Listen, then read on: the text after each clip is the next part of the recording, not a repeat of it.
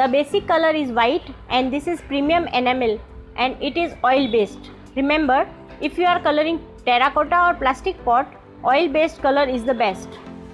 And if you are buying any color, make sure it is oil based, not water based.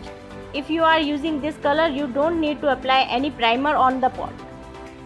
Just add your favorite color in it, you are ready to go. Now take your favorite color tube. Basically, these are called stainers. You can make any shade light or dark. Just take the base color and add stainer as per your need. If you want dark shade, add more color, or if you want light shade, add less color. Now you will need turpentine oil. This oil is used for making paint thinner and it removes any stain on the floor or on your hands. The next material is varnish. This will make your pot last longer and it will give shine to your pot. The pot will remain new for years and this make your pot waterproof also.